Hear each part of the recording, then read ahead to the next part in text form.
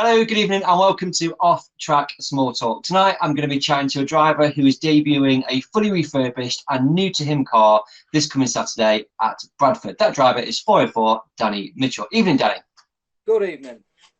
I always like to find out where people are when we do these interviews, and you're in like a very well-known stock car driver's office. I sure am. I'm in Mal Brown's office at this moment in time. I like it. So yeah, he's outside working on the car and I'm in here.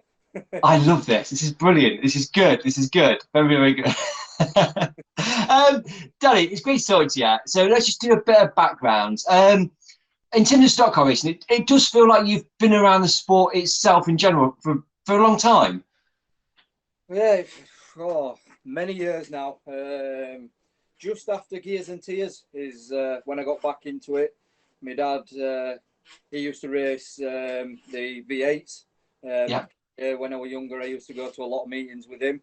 And then I lost contact with the sport, to be honest. And then Gears and Tears came on. And then from there, we got back into it, got going, and then got in with Frank. I did, I couldn't say how many years, but a good 7 or 8 years with Frank. And then left Frank, had a bit of time out, and then joined Lee and been with him, and then doing bits and bats with other people. Jack for another one, Mal when he needs my hand, and then having a bit of a go myself now. Yeah. So when you came, so when you found the sport again, was it like you wanted to be involved, or was it like you just kind of fell into being involved in stock cars? Yeah, it just kind of fell in. I went to a meeting and Frank was struggling with mechanics at the time, and I got talking to Chris Binns, and next thing I know, I was just doing bits and bats on the car, and then started going up to the yard, and before I knew it, I were involved in it and never looked back since, really. Yeah. But that's a great learning experience, so isn't it? Do you know what I mean? You like learning how do these things work. Oh yeah, it's been fantastic. The knowledge that I've gained over the years from Frank and Lee is unreal, really, which has now given me the opportunity to have half a chance with doing it myself. So if I didn't have that knowledge, it's very difficult. I've got Mal behind me, but the support that I get from Mal, Lee, Jack, it's unreal, to be fair. Yeah. Good. So in terms of your racing, you had one go in 2016 at a gala meeting, and you sort of took the plunge to make your debut in the sport kind of almost properly in 2021. What was it that made you decide, I want to have a go at this, I want to do this myself? Yeah, it was always something that I'd love to have a go at, and never really got the opportunity. And then the opportunity came along. It was gala meeting, and obviously I'd worked hard over the seasons, and it came along, and I was just like, it was an opportunity that I couldn't miss, really. So yeah, got on with it, got in the car, and yeah, it never looked back, really. From having that first go, I've always wanted to have another go, and it's just getting the car, and it just carried on going. But having that first go then made me want to push forward and get my own. Yeah. I didn't really want to stop there. It wasn't really, oh, well, I'll have the experience. Yeah, I've done it.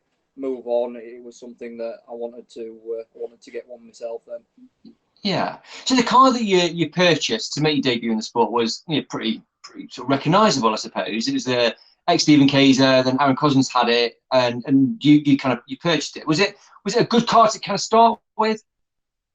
Yeah, well, I mean, I bought the car that's coming out now. Actually, before I bought the Aaron Cousins car, Okay.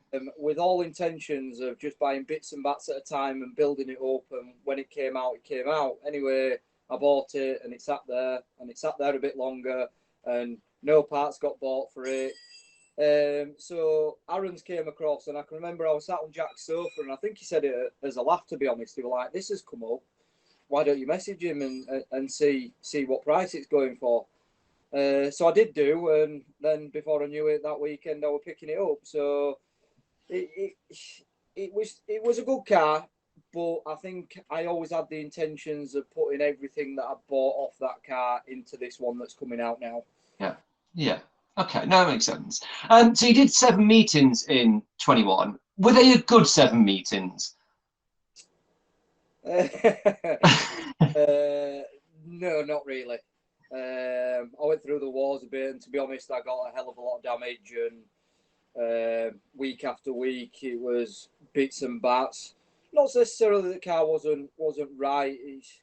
It just needed a lot of work doing to it, and I kept doing it. And I had all intentions of bringing the other car out, and it just got to the point where I was spending money really that I wasn't going to go further with that car.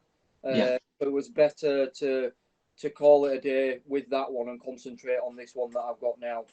Yeah, no, that's sensible. I like that. Before we talk new car, so you mentioned you help Lee and Jack when you've not been racing. Yep. Do you have a favourite, like the one you prefer helping the most? You have to answer. You have to answer the question. No, I like helping them both.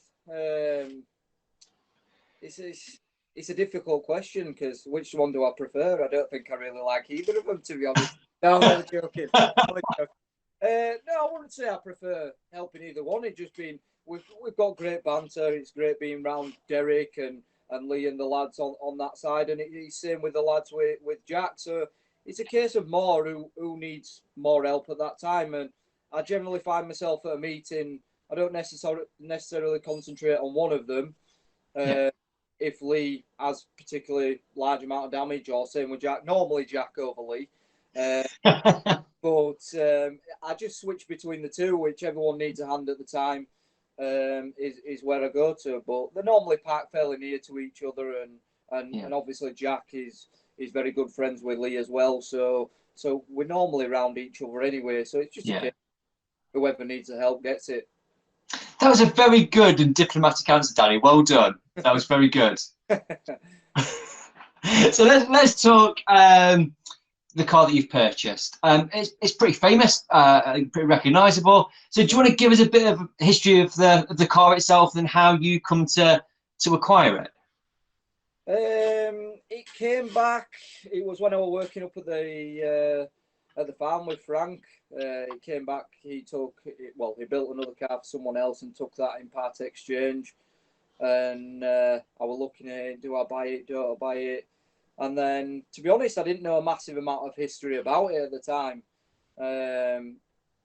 But the more and more I got speaking, especially with Binsey and things like that, they told me what car it was. But it was a 2005 downbar car, as far as I know, of Frank's with the Berridge car.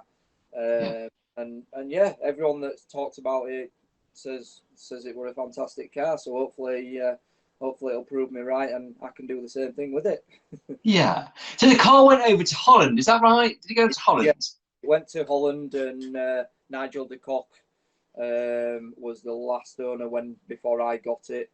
He came back, and it was all his paint colours on there before I started doing my bit. Okay. Right. So you got it back, and was there, I suppose, a lot of work to be done to the car? Since you've sort of said it's been there a while. Was it kind of more time? Was actually we did quite a bit to get this sort of race ready to how I want it? It was one of those that I kept saying, well, do I do this and do I do that? And then the more and more I thought about it, the more I wanted to do more bits to it. And I was just like, well, I want to do this and I want to do that. And then I just thought to myself, well, if I'm going to do it, I may as well do it right.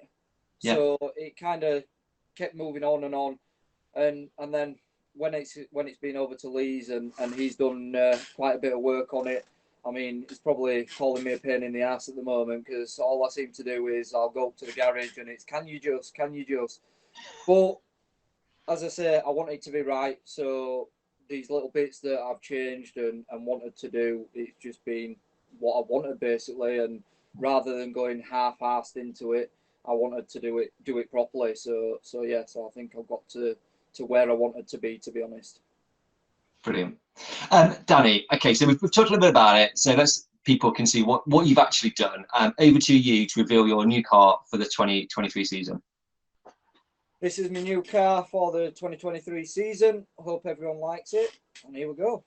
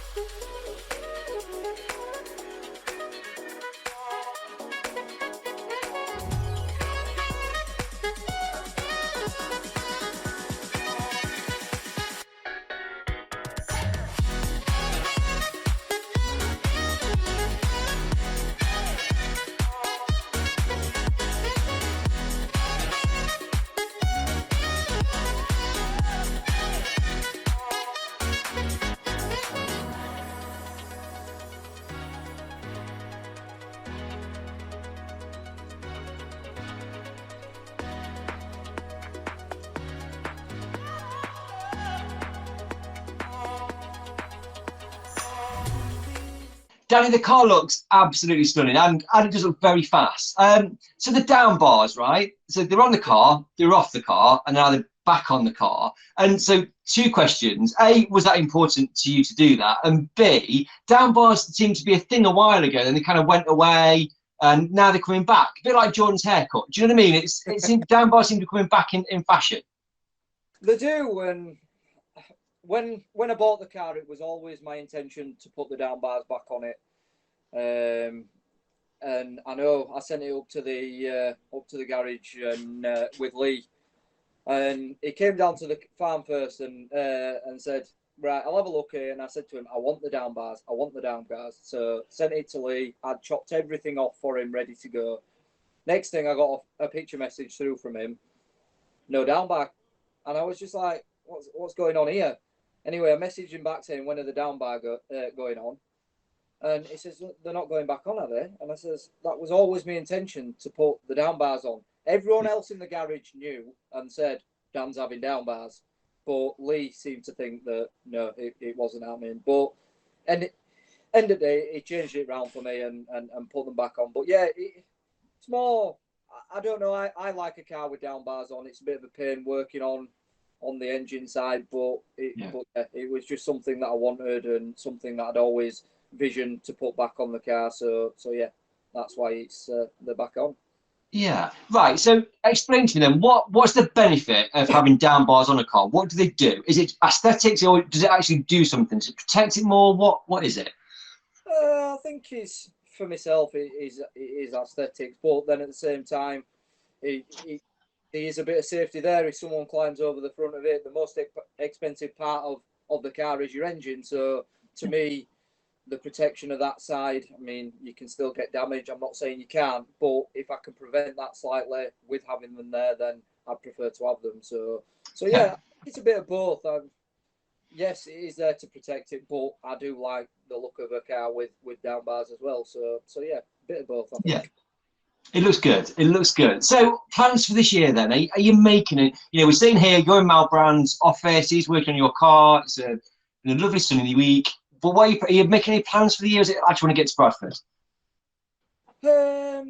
My intentions are to do Bradfords and Sheffields. I was hoping to be out at the last Bradford, to be honest. I wanted to do the full season, but with bits and bats getting sorted out, it's just not happened. So I always said I wanted to do the double header this weekend.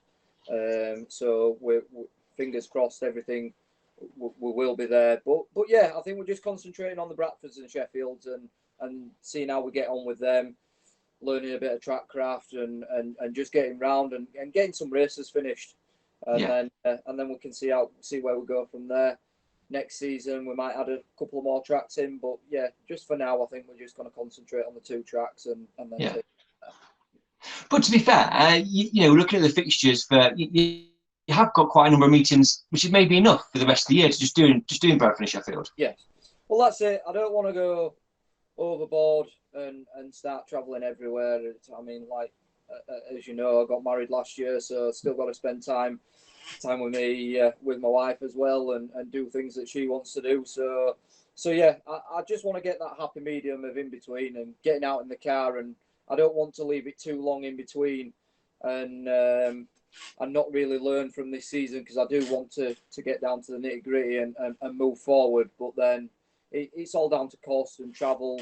I mean, I'm very lucky that I'm going to be going on the back with, when Mal's back racing, on the back of his wagon. And he only races Bradford, Sheffield. So at the moment we're just doing that, and then take it from there. Yeah, I mean it is great, I suppose. I mean, coming in stock cars, and you know, you've got sort of Lee as a friend, and you've got that sort of relationship, and obviously getting married and being in sort of Mal Brown's family now. Do you know what I mean? You've got a huge kind of wealth of stock car knowledge sitting there. Oh yeah, there's always someone at the end of the phone that I can ring if I'm struggling with anything. Mal's generally around the yard, and if he does, if I do need anything, he's always there to help in hand. So yeah, and it's same with Lee. Generally, I can ring him and ask him most questions. If not, I've got Jack. So yeah, I've got plenty of people around me that if I need the help, it's there. But yeah, it's one of those. I can't complain about it. To be fair, it's a good thing to have behind me. It's good. It is good. Is that why Miles not been racing then? Has he been too busy fixing and mending your new car? He's done bits and bats, but no. To be fair, it's his engines. He's got 3 engines, and unfortunately, waiting for parts for every single one of them. So Yeah. I'm sure he'd be here in the garage anyway doing his car if not so, but because he's waiting for parts, he's Yeah. in hand with mine. So yeah. Seems like a story of 2023, waiting for engine parts for a lot of people. Yeah, he's been waiting for a while, and like I say, it's just a shame that he's got 3 engines there and problems with each one. Yeah.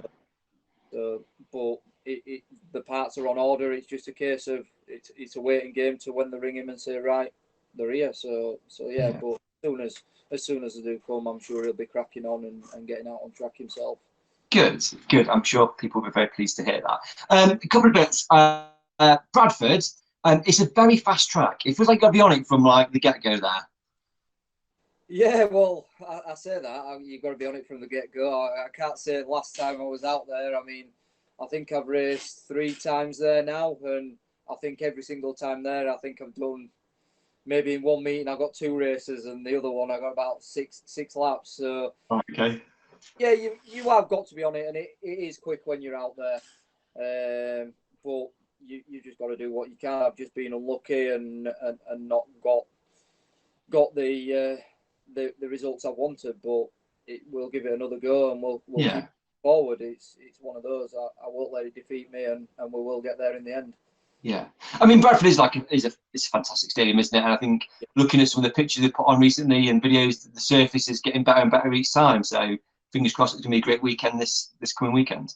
Oh, they're putting a massive amount of time and effort in there. It's always going to be a fantastic track. I mean, wherever you go, there's always going to be ups and downs. There's always going to be someone complaining. But the work that they've done up there and the time and the effort to try and get the track right, it's one of those. It was exactly the same with Northampton when that first went, but it's only getting better and better. So yeah, they will get there, and credit to them. I mean, credit to all tracks. They all put the time and effort in, and behind the scenes, you don't see. It's exactly the same. The time that you spend in the garage, it's a lot of time and a lot of commitment, and they're committing up at Bradford, and fair play to them.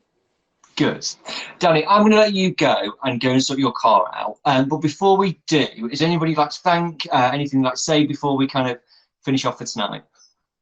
Just mainly a massive thank you to my sponsors. If it wasn't for them, I wouldn't be able to be getting out on track. They've supported me and given me money towards getting to where I am now. So a massive thanks to all my sponsors. Then everyone that's helped me out along the way. Like I say, Lee and the team up there have been fantastic. They've helped me with all sorts and getting bits for me. Mal for the time he puts in. So yeah, I'd like to say thanks to all them, and another one in particular is my wife for understanding how much time I've put into it and letting me do what is my dream. So yes. Lovely. Dan, that was very lovely. Thank you very much. Right. Good luck for this coming Saturday. Fingers crossed you get there and you get it sorted. And I'll see you at Bradford. Fantastic. Thank you very much. Cheers, Danny. Thank you. No problem. Bye-bye.